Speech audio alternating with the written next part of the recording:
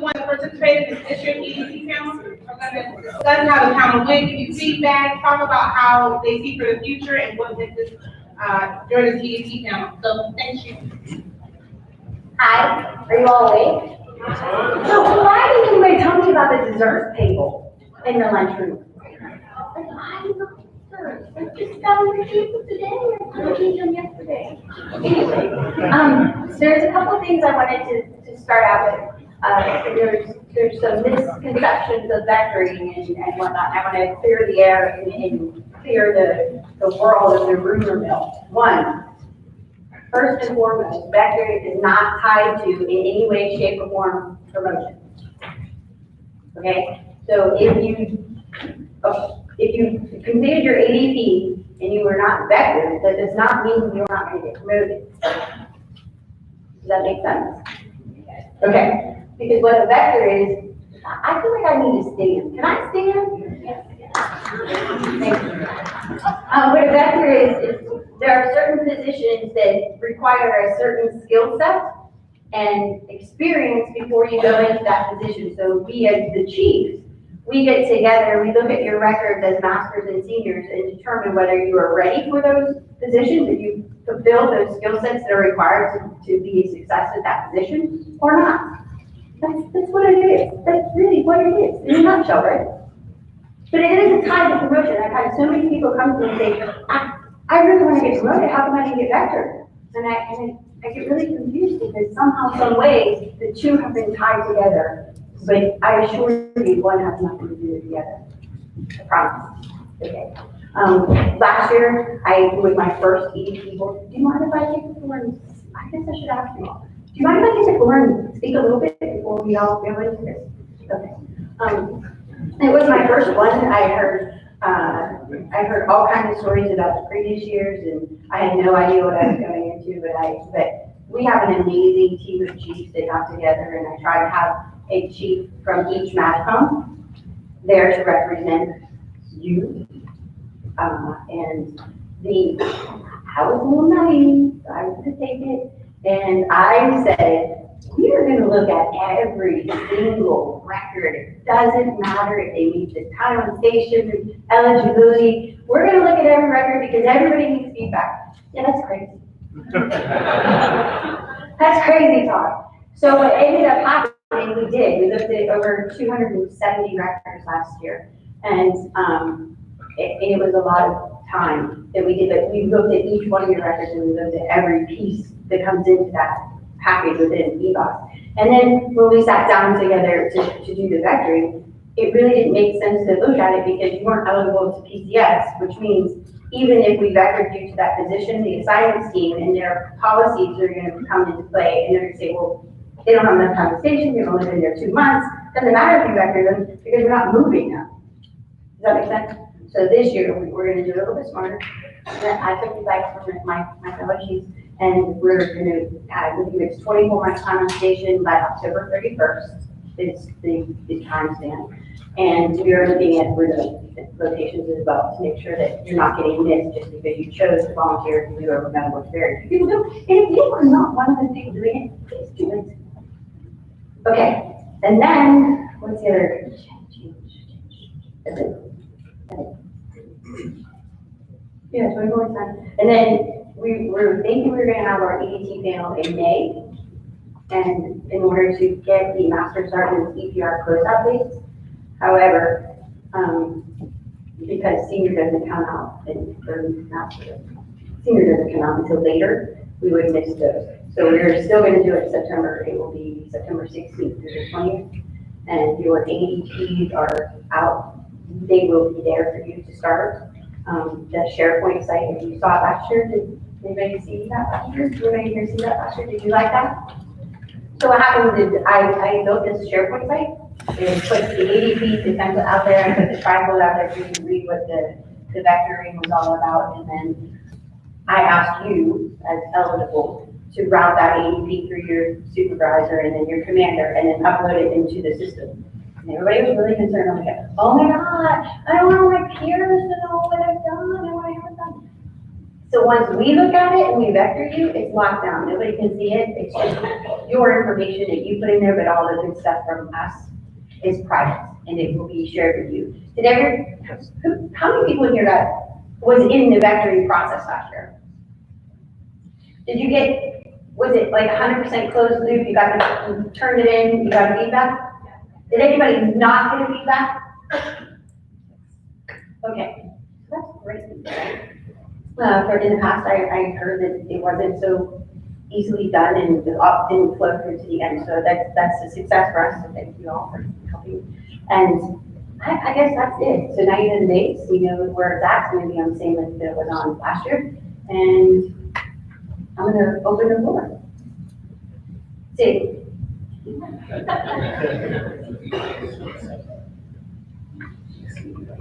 So, one of the most important things, and one thing that we need to help on is, we want to develop you, right? But we want this to be a journey, right? We want to do this journey together. So the journey is to achieve. Can't hear you. I can't hear you. And Turn your lights on. might help, right? All right, so I was saying, we want to do this journey together, right, with this EDT. So the chiefs review your records, but the other part of this is submitting the ADP. So turning it in is going to tell us what the feedback is, what you want to do, and how we can help you develop to that goal that you have. Right now, if you don't turn it in, you're letting us decide what your future is going to be. And we'll do our best to do that, but it'll help if you tell us where you want to go, where your supervisor wants you to go, and what your commander thinks about that. And that's important because we take that into consideration. So just help us out with that, and we're a lot happier than just guessing sometimes which way to put you. So. And even to add to that, there are some panel members that if you don't care enough about your career to submit the ADP, and obviously you're not putting forth that effort to submit it, why are we looking at you to vector? We did, but there's a message there, like I need you to do your ADP. I need to see what your desires are and what your commanders and supervisors desires are. So to add that, I think that I noticed during ADP was the bullets and the duty titles. Base functional manager is not an official duty title, or wing functional manager is not an official duty title for your EPR. So make sure you're checking out your duty titles. You have to say in your bullets, make sure you have strong bullets. You don't want to see your process, X amount of people, and you did 25 seasons. You guys fit into the overall mission of what you're doing. So when you're maintenance, like at the sorties, you guys help those jets get off the ground. So look at the impact that you guys are having on the base, not just your day-to-day routine functions, but how you support the mission, how you support our people downrange deployed. So tie yourself to that, you have the right relation to that. So make sure you're capturing that. So put aside, you try to set yourself apart from everyone else. Because we're all 3 of 2s. Yes, we all like process flows, we all do CDC reviews, we all do testing, we all do sorts and SOTs, but it's what you know, the information from the organization that you're assigned to that will set you apart from everyone else and show how you're capturing those flows. Another thing, once you think about your ADPs, this is your future. You have to fight for it. So if you have to knock on your commander door and say, hey, sir, I know the running process will take a little while, do it. You're giving a voice to say, hey, I want to be vector, and I want my career manager and the chiefs to take me seriously. So can we rush this through? Can we make sure? And also be in a line and know what your leadership wants for you and let them know what you want for your own career as well. Because that's your voice. This is the one time you have a voice in your Air Force career, so I invite you guys to take it and utilize it properly. So I know you guys have all already heard this before, but it's very important to make sure that your records are up to date.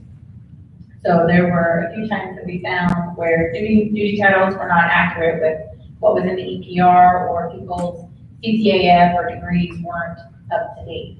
And fortunately, we were able to find that, take those notes and bring it back to people. But it's definitely important to make sure that that's up to date, not only for the EDT, but for promotion purposes.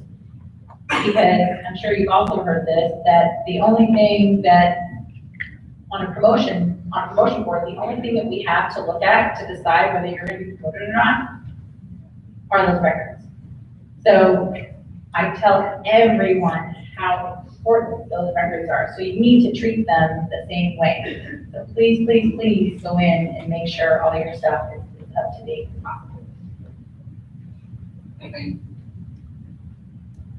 Good afternoon, everyone. Something that I value about the EDT process is that very simple form called the ADP. On normal promotion boards, and EDT is not a promotion board, but on normal promotion boards, you have your EPRs, your decorations, and that's it. You miss the human factor. You miss you as a person. So just keep in mind that your ADP really speaks volumes about who you are as a person. And we really take time to read those. So Chief Santiago really emphasized the importance of knowing where you want to be in your future, where your leadership sees you. But I will make a point to say the ADP is not meant to grant you your desire to stay in your position. If we see that you have the potential for greater things, for larger wings or a greater mission, we're going to vector you to where we see you have the most growth potential. So please keep that in mind. And this is something that we always talk about during rotations. You may get very complacent where you are. You may get comfortable in the unit that you've been assigned. Someone's talked bad about maintenance, you never want to go to maintenance, whatever the situation is. But know that when we read your ADP and we are vectoring you for future roles, we may completely disregard your future roles because you're asking to be placed in units or in missions where you have already succeeded or where you have already been successful. And our job as your function managers, as your chiefs, is to vector you to where we see that you will be successful in the future. So there's something to keep in mind as you're writing out those ADPs. Know that sometimes you will be asked to step out of your comfort zone and to step into a maintenance training position, either for career broadening or because we've seen a potential in your record that you are capable of a lot more. One of the other things is don't burn your bridges. Don't put in there that you're planning on retiring 2 to 3 years from now. You don't want to move, but you just don't know what's going to happen in the future. So work with us as where you want to go. Let us look at your records and then we'll put that together. But with you saying that, and then we'll look and see if you have a retirement date and you don't have one, you know, it's not helping us. So that's pretty important. We saw quite a few of those. One more thing. The EDT panel is not DSD. So I understand that you want to become first sergeants and you want to be a career advisor somewhere, and I get that. I really want you to step out of your career field and get that professional growth and knowledge. That's a whole different program, and I get that. But when you're doing your EDP, I need you to be focused as to, if I do not get my DSD wish, where would I like to go within this career field? So I need you to stay focused on the process and the progress where we're at on that time frame, so that, again, if you want to be a for sure, but that has nothing to do with being a training manager. Gotcha, love you, stay free with us for now. Okay.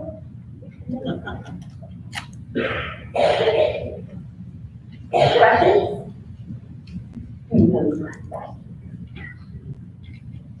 I have a question.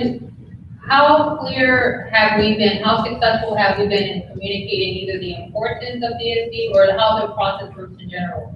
Is that information being pushed out to your levels? Yes. If you can wait for the mic, that'd be awesome, because I'd love to hear how it is being communicated to you as well. Do you mean DSD or ES? Or Did I take DSD? I apologize, EDT. So from this point out, if I say DSD, I really meant EDT.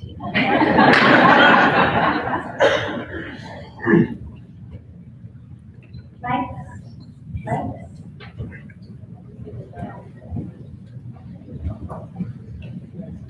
Hello, so with the feedback, so asking the question, I guess the only thing that I would ask, and I was a little bit more forward when I talked to the functional, or at least the person that provided the feedback back out, but we see the little codes that are on the Excel sheet and how you guys ranked, you know, it might say something like need more maintenance experience or whatever it might be. I guess my desire would be to see something that was a little bit more, in detail. Say, because it'll say, hey, look, your record is not up to date, but what wasn't up to date? Like, those things would probably be helpful, so. Thank you. So we highlight those when we're evaluating the records, we put those on the notes. So we'll probably just need to do a better job of communicating what's on the notes, to let you know and give you a little more detail. We'll take that down. Hello, James, Star Valentino from Buckley. With regard to your question, how clear was that communicated to us? To be honest with you, the only time I saw something about it and the only time I heard about it was when Chief Lehman sent an email, this is the result of your EDP. If you would like to discuss, let me know, and that's when I called her, and that was the only time I've seen something about it. So it's still something new for me. And I know, Chief, when I said the first day you were talking about the website, and I'm like, can you provide the website? Because I don't really know where that website is, and I'm not sure if I'm the only one in the room that has that issue, or there's a lot of people in here that's also in the same situation as I am. Thank you for that. I will send, and I did this last year, and I also put it on Facebook. And that really it hurts my heart a little bit, because I've been trying really hard to get communication out there and let you guys know what's going on at HAP and at your match funds and whatnot. I send messages out via MyVector all the time. If you don't have a MyVector account, get it. If there's also a 3F2 page that says formerly 3S2 on it. I don't know who runs that. There's two. So am I on a non-official? Okay.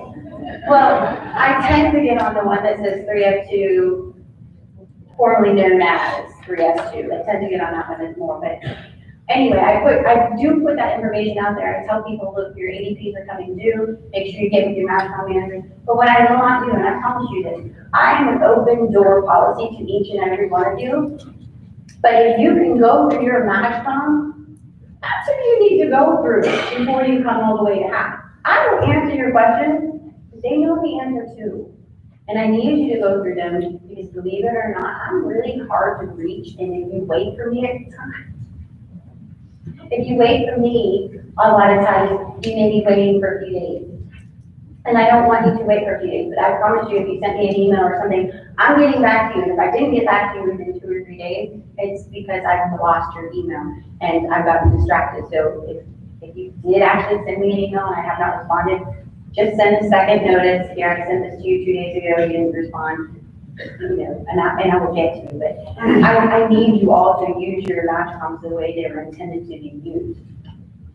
I would caveat to that, each of the MAVCOM kind of rep there, and we're given instructions, what to do, when we're done. So your MAVCOM functional, or MAVCOM PLC should reach out to you. But also, you guys know there's an EDT going on. So if the EDT has closed and you haven't received feedback, do not hesitate to reach out to your MAVCOM function and say, actually, was that vector or what the results from the EDT.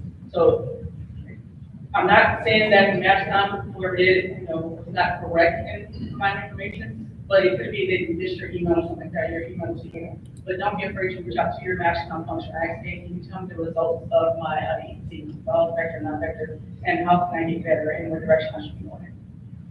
And those MAVCOMs that have submitted, like Mr. Schofield, I take those. So I'm the one, if he's your MAVCOM functional manager, I will be the one providing the feedback. Because you don't have a military chief on the panel to discuss that with, so I do those MAVCOMs as well. But I think what you were asking, and correct me if I'm wrong, you didn't get any of the emails telling you to upload an ADP? You never got any of those? Okay, I will try to do better.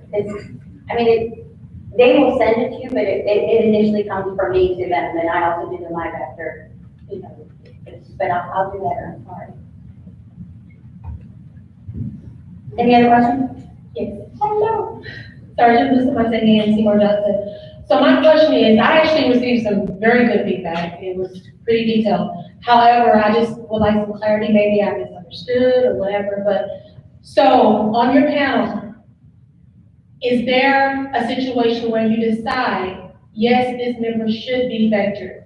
However, when it comes to the position in which to vector the person, there's not a decisive answer or whatever the case may be, like, when that happens, what's the process? Or is that a thing? Yes. Okay. So a lot of times, we had there were 9 people in our panel there all together, to include, Chief Edwards, who's our CFA. I was a tiebreaker, and there weren't any in ties, so I didn't get to go.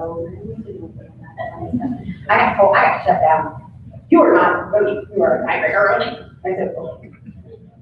But if you were that individual that got, yes, you are definitely ready to be vectored, then we went into which position are we gonna vector you? We're gonna vector you into this position. And every year we review and validate the positions that we are vectoring to, because it could change. Why would we vector you into something that's not gonna be open?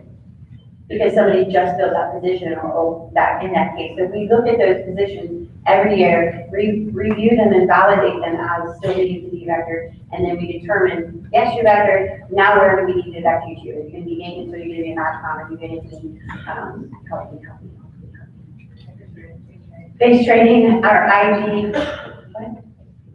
You can say it, you know, I'm like, AFPC,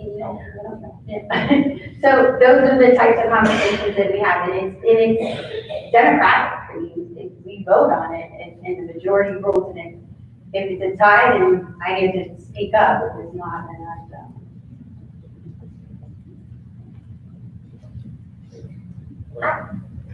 Mike? Yeah, let me just add to that real quick. So 70 to 80% of the time, we all kind of agree that what the vectoring should be. And if not, we discussed that last portion of there and then found that last thing that we were missing. But some of the key points that we were looking at was leadership. You know, how much leadership do you have in your records? Are you taking care of your airmen? What's your rotation and your record experience? And then how did you go from a tech to a master? How did you go from a master to senior? And how do we continue that path for you? So that's what we look at, where to vector you. Where do we take you next? So we take all of that into consideration when we discuss that. Tech Sergeant Pell from Hope. I just had a quick question in regards to FM function. So our FM is leaving, he's retiring in a year, and I'm the senior ranking tech on my base, and I was told I volunteered for the FM duties, and I was told that I can't fulfill that function because I'm part of a tenant unit. Is there a way that we can do away with that so I can perform that function for my base? You're right, Paul. Yes, ma'am, part of that stop. So it's always host base, but for tenant units, you can probably talk offline, but it is correct, it is the host unit functional that handles the functional manager role for the host wing. But I know, because we have a tenant at Dias, internal to the 317 air wing, we also have a function manager type function as well. But she doesn't take over the function manager role for the host wing. She only handles internal 3F2 rotations to the Dias AMC tenant wing. Yes, ma'am, thank you. Hey, good afternoon, Sergeant Kimball from Andrews. So I want to say that I did get a lot more information about it this last go round. But my question was about the previous year, because I was wondering if you all could explain why the timelines are the way they are. Because in my situation, I made master, so, but the ADPs are due in like March, but you don't find out until April then. So then the next year, I have to sign it, so I can do that year either, you know? So we pulled you anyway. So the year before, I cannot speak to that, other than I can tell you why we have it in September and those due dates. Did I say they're due in April? I lied. They're due August.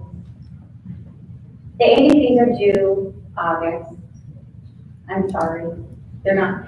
So, but I can tell you, June and July is when the officers do their vectoring. So there's no place for ops to be in AFPC. There's nowhere for us to meet up because they're doing all of their officer vectoring. So June and July is out. Then we thought, okay, well, in order to catch the closeout dates, we'll do it in May, which then pushes the ADPs to be due earlier than that, so March or April. And we were gonna do that this year, and then it dawned on all of us that hey, wait, if we do that, we're gonna miss the senior flex because they're gonna be not in it. So we're just keeping it to September. It's gonna be harder for us because it's the end of the year, so funding, whatever. So I implore all my chiefs, put it in now, to your TPS now, because funds are obligated for that, because it's happening in September. The ADPs, I think earlier today, I said they were due in April, and I misspoke. They're due in August. And then, I'm gonna say,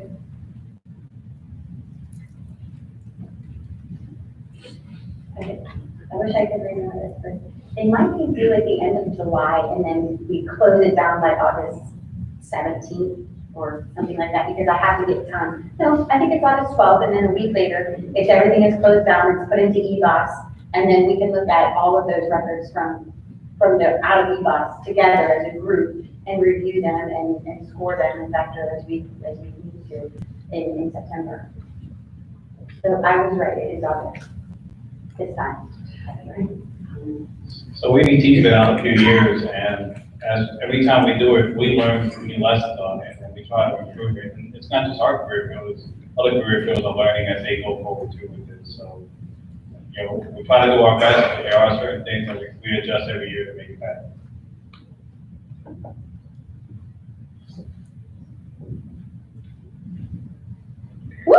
Oh, good afternoon. I'm Mr. Niles, I'm from Pope. I just want to piggyback on what Tech Sergeant Powell said. We encountered this, I encountered this situation a few years back where we had like 3 brand new 3S2s that just came on the base, brand new cross trainees. And in the tenant units, I had a bunch of experience. I had master sergeants and stuff like that over there. And I did address it at the time. That was before he was there, Chief Reese. And I was told, well, you have to use the member that is there, which was a brand new 3S2 staff sergeant.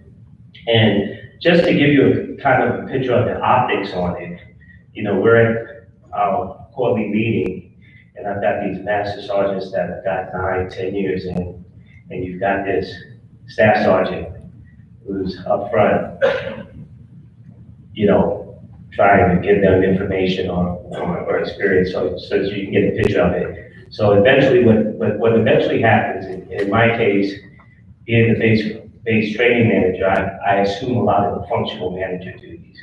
I work with the staff sergeant to help them, but in effect, I become the de facto base training manager, functional manager at the same time. So if we could come to some kind of conclusion or an exception to the rule where in some cases where and I know the issue with the tenant unit is the manning.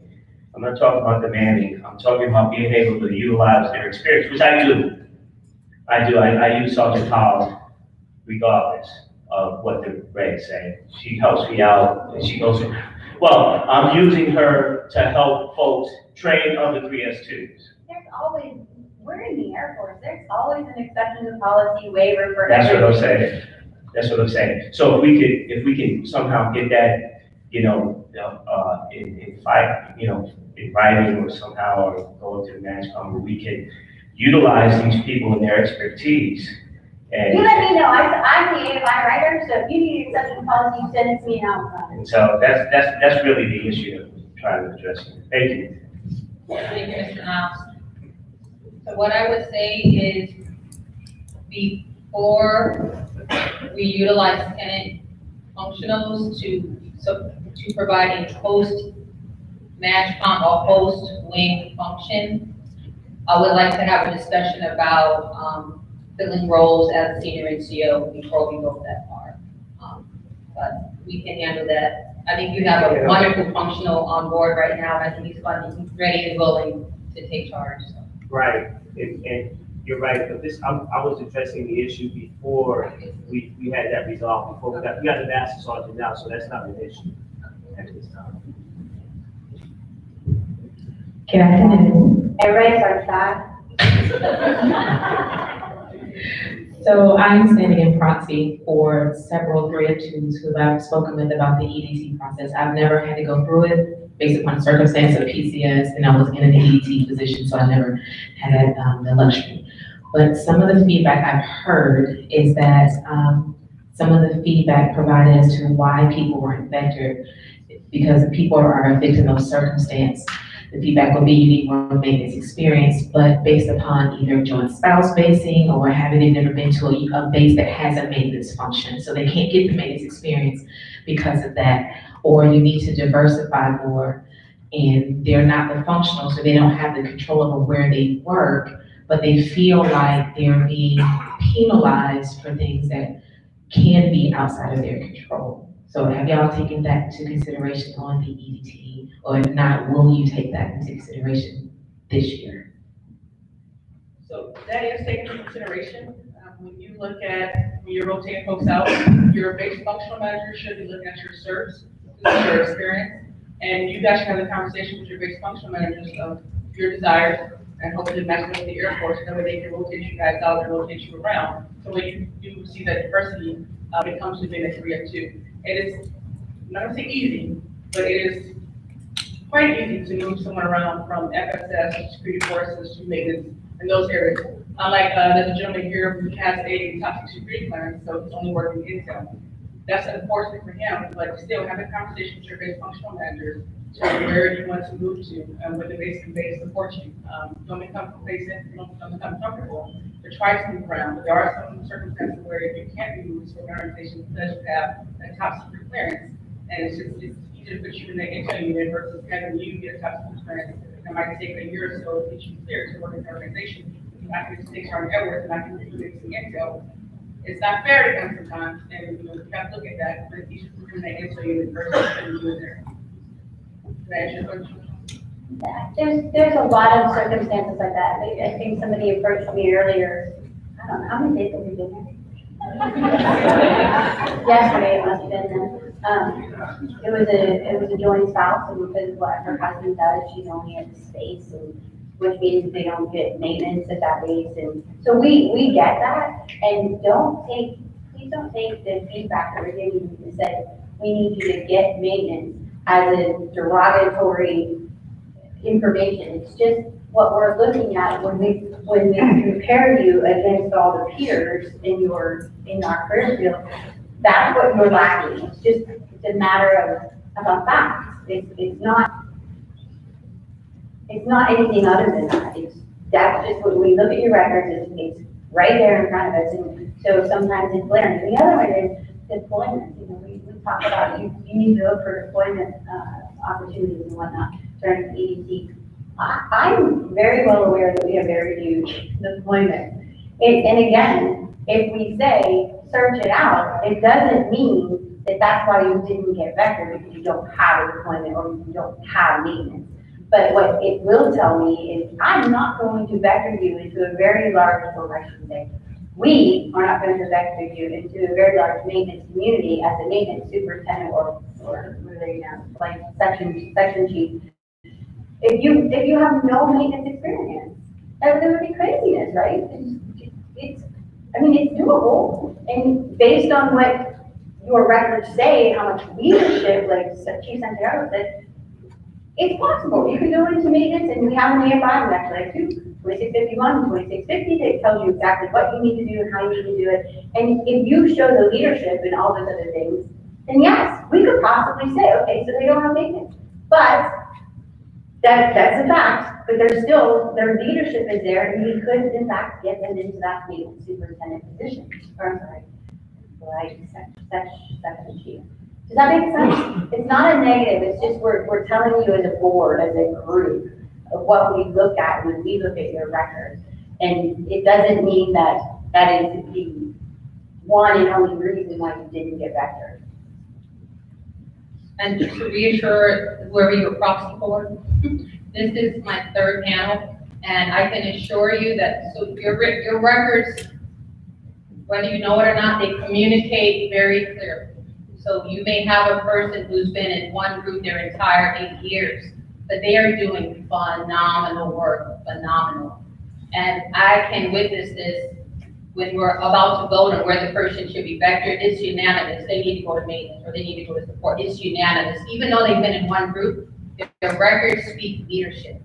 Whereas a mediocre airman who has been in a group for 8 years or plus, we can see they're just coming in, we talked about C plus work, coming in, doing their job, checking in at 7:30, leaving at 16:30.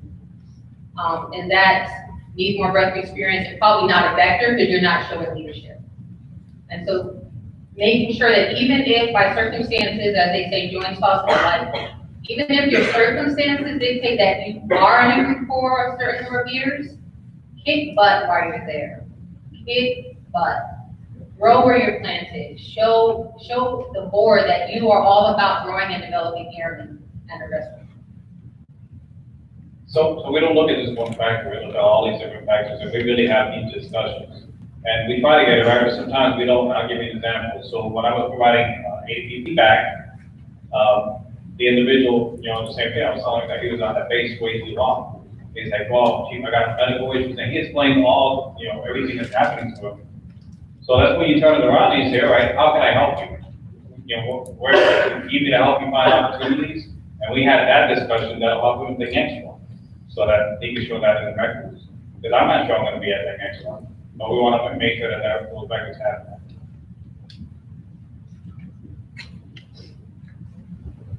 Any other questions?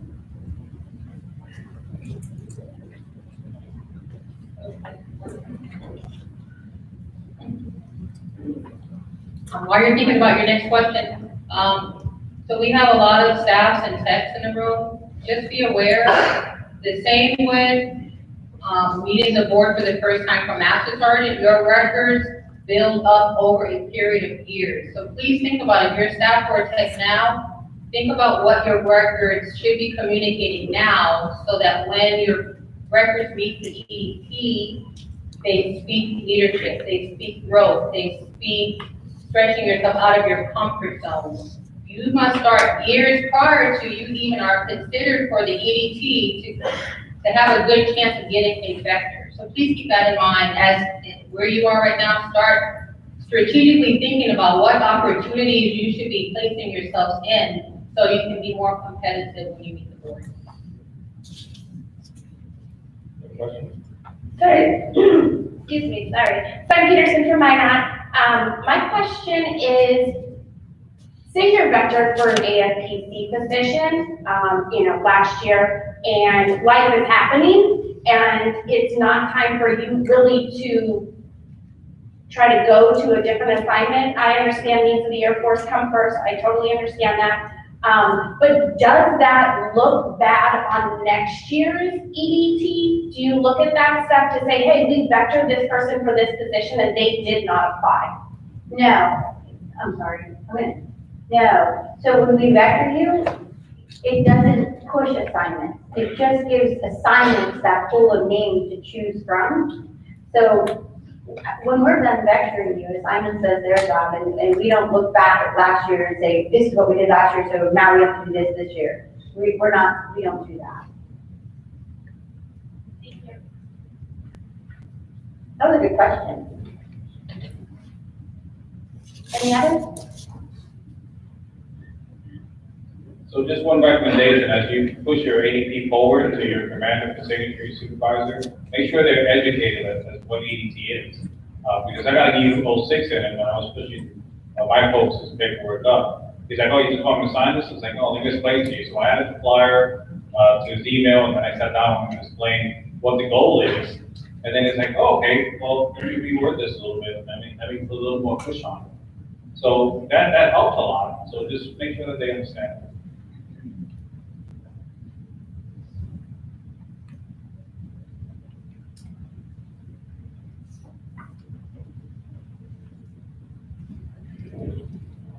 Senior Master Sergeant with the overall. Good afternoon, Chiefs. Do we have a time frame of when we're going to do another round to identify key leadership positions that we're going to rework that to maybe add or remove some of them? And do we have any plans to make that public to everybody so that everybody knows what positions are KDP? So just like last year, we'll probably pull the information from the max under what positions you should be validated and vectored into a KDP. and then we'll discuss it, review it, validate it together, and then we'll move into the EDT portion. So plan on it being in September. And is that something that we as MASHCOM function managers can pass on to the field, or is that, are we gonna do that as a whole aid for our career field that we have to? Those positions are put out on the SharePoint, the same SharePoint site for the EDT. The actual vector positions are out there as well. My apologies. No, that's okay. If they're not, my apologies, because they should be. Why would we not want you to know the positions that are, yeah, I have a question right there.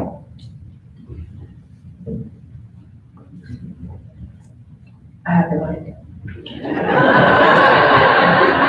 Anyone?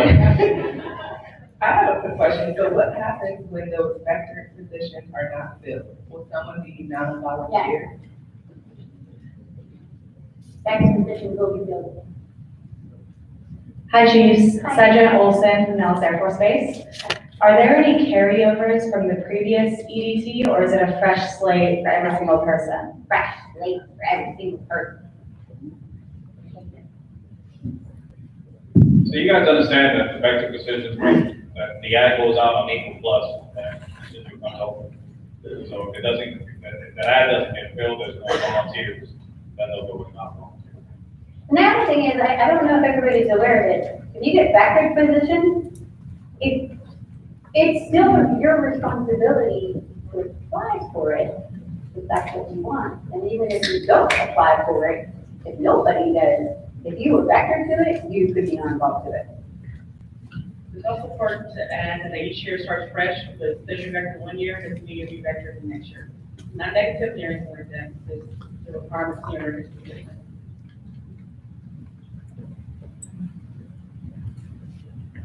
Talking about fresh starts, we have reviewed a few records that had markdowns in previous years. And just to let you know, to reassure you as your panel members, we do not grade you lower for markdowns. Provided that we see you recover from those markdowns. That's really key in being competitive in meeting the panel, is that through your adversity, through whatever bad supervisor or leadership or just lack of interest on your part, if we can see you recover, bounce back, and end strong on those top EPRs, that's really what we're looking for. Just keep that in mind. Don't get down on yourself if you came across bad leadership or you had a bad year, or your family members kept you out of pro-orgs and kept you out of leadership. Put your game face back on and rededicate your life to the mission and to growing airmen, and you'll be fine. We could read between the lines, we could see some markdowns on the APR, but the bullets are really strong, and this one APR, we'll talk about that. I've also had a lot of people come up to me and ask about duty titles. And they're really focused on making sure that they get the next progressive duty title.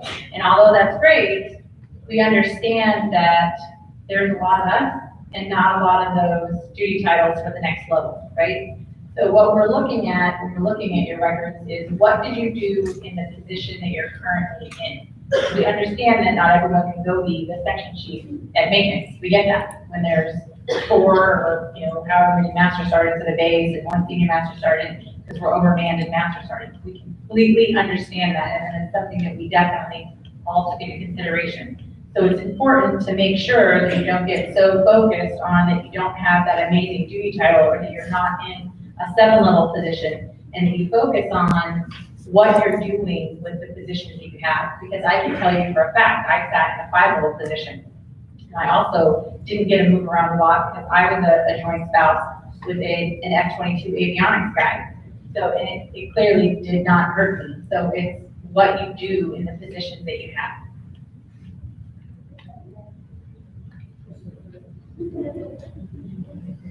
What? Thank you. Welcome. Any other questions? Could you explain what you guys are looking at as far as EPRs, ET history, search, what you guys are looking at when you're doing EDT? He wants to know what exactly we look at, when we look at your records, whether it's EPRs or your PT, history and the CERT. As far as what's in the package or as far as what we value in the record? What you're just looking at. If you want to go into what you value, that's fine too.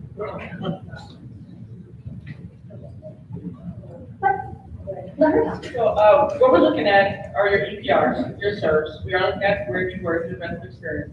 But the main thing is where you're at and where you're doing in that position. They're going to strengthen your ability. How are you leading? How are you developing new things? And how are you taking care of your people as well? Because those are the people you want in higher positions. So you can be a administrative second chief, but if you're not leading your folks, if you're the only person in the wards, and you're not moving your folks, that shows your EPRs. If you're just doing normal day-to-day stuff, that resonates in your EPRs as well. So we're looking at your leadership, your relevant experience, and where you can contribute to the various mission, and where you're assigned to as well.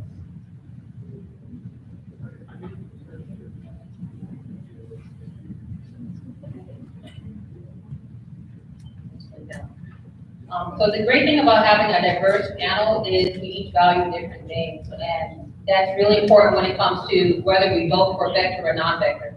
So for me personally, I love to see whether you're a function manager or whether you're whether you're a UTM in a squadron, is how much do you make yourself accessible across your wing? So are you assisting, training, and mentoring other additional duty UTMs? Have you been certified to be on the WIT team if we have the right grade for your wing? Are you helping other units improve their programs? Are you training and developing other training monitors? So you get big points in my book if I see you doing that. On top of that, if you are a function manager, and as Chief Russell said, if your airmen are not winning, do not have any recognition, or if your airmen are not excelling, that also speaks volumes. So as a function manager, a lot of times we feel like we should not be putting ourselves in for an award, or perhaps I don't want to toot my own horn, I don't want to take credit for my airmen's work. Stop thinking like that. Okay? We need to see that you're being recognized, that you're competing against your peers and against the other members in your squadron, and that also gains points for you. So make sure that if you are the function manager, that your airmen are being recognized, that the airmen in your NTS or whatever group you are, that they are being recognized, and that is showing up in your records as well. So understand that all of us here took different paths to make chief. So when we sit down and we look at the records, those discussions we have, the three of us may say, hey, this person should go this route. And the other person may say, well, I didn't go that route. You know, maybe we may need to look at it different. And that right there, that experience, that different lane that was taken, changes our mindset, and we may look at it different because of that.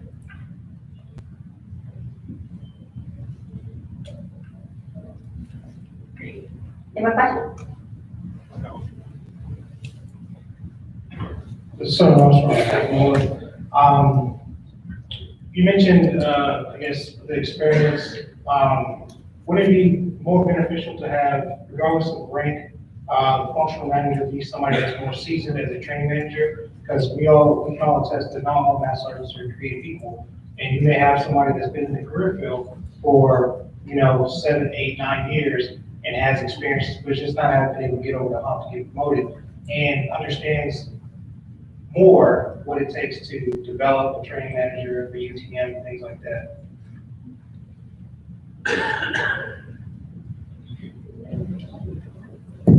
Are you asking, just so I can make sure I understand, are you asking that if we should vector those that are more seasoned to be in the functional position versus maybe someone that's not as seasoned? Is that what you're?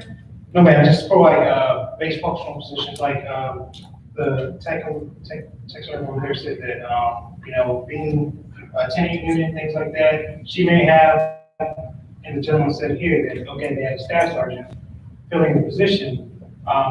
Look at it like this: that let's say that they're both on they're both in the host base wing, and there's a master sergeant comes in and just retrain into the career field.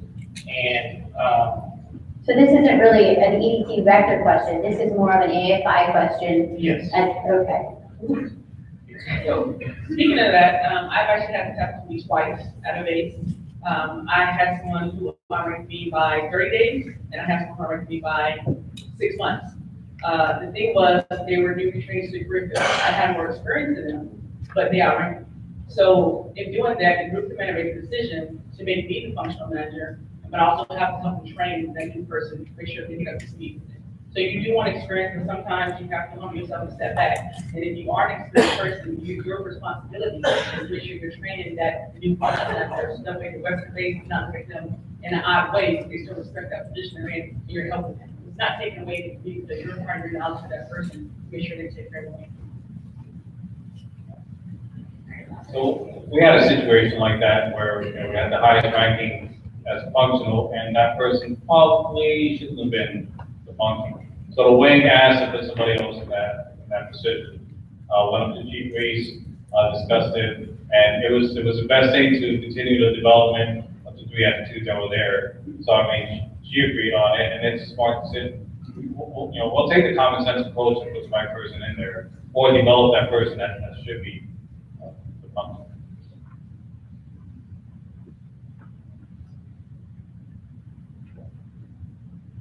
Any other questions?